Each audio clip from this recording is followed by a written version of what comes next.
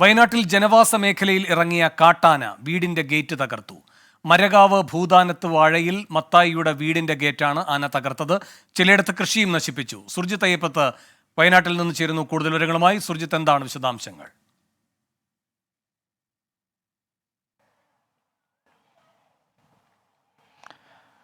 വേണു, നെയ്ക്കുപ്പ വനമേഖലയിൽ നിന്നാണ് വനമേഖലയോട് ചേർന്ന് കിടക്കുന്ന പ്രദേശമാണിത്. ഇവിടെയാണ് കാട്ടാനശല്യം നിരന്തരമായി ഉണ്ടായിരിക്കുന്നത്. ഏറ്റവും ഒടുവിലത്തെ അനുഭവമാണ് ഇപ്പോൾ ഉണ്ടായിരിക്കുന്നത്. മരകാവ് ഭൂതാനത്തിൽ വാഴയിൽ മത്തായിയുടെ വീടിൻ്റെ ഗേറ്റാണ് കാട്ടാന തകർത്തത്. വീടിൻ്റെ പിൻഭാഗത്തു കൂടിയാണ് ഈ ആനകൾ എത്തിയത് എന്നുള്ളതാണ് പറയുന്നത്. ഇതിനുശേഷം ഇത് നേരെ ഗേറ്റ് തകർത്തുകൊണ്ട് റോഡിലേക്ക് ഇറങ്ങുകയായിരുന്നു എന്നാണ് വീട്ടുകാർ പറയുന്നത്. ഈ വീടിൻ്റെ പിൻഭാഗത്തെ ഈ ജനലിലൂടെ വീട്ടുകാർ നോക്കുമ്പോൾ ഈ ആനകൾ കടന്നു പോകുന്നത് കണ്ടു എന്നും പറയപ്പെടുന്നുണ്ട്. നേരത്തെ ഈ മേഖലയിൽ വ്യാപകമായ രീതിയിൽ തന്നെ കൃഷി നശിപ്പിക്കുന്ന അനുഭവം ഉണ്ടായിട്ടുണ്ട്.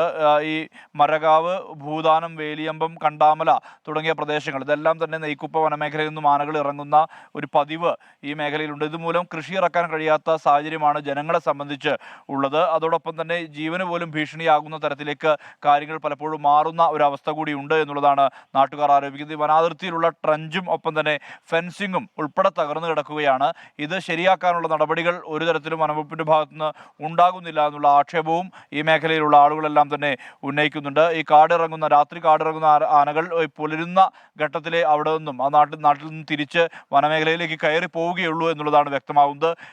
ഇതുമൂലം വലിയ രീതിയിലുള്ള ഭീഷണി ഈ ആളുകളെ സംബന്ധിച്ച് നിലനിൽക്കുന്നുണ്ട്. ഈ ട്രഞ്ചും ഫെൻസിങ്ങും നന്നാക്കണമെന്നുള്ള ആവശ്യം ഉയരുന്ന ഒരു സാഹചര്യം കൂടി നിലവിലുണ്ട്. നേരത്തെ ഭൂതാനം കവലയിൽ ഇറങ്ങിയ ഒരു കാട്ടാന വാഹനങ്ങൾക്ക് നേരെ പാഞ്ഞെടുക്കാനുള്ള ശ്രമവും കഴിഞ്ഞ ദിവസങ്ങളിൽ ഉണ്ടായിരുന്നു. ഇത്തരത്തിൽ നിരന്തരം കാട്ടാനകളുടെ ശല്യമുള്ള മേഖലയായി ഈ പ്രദേശം മാറിയിരിക്കുകയാണ്.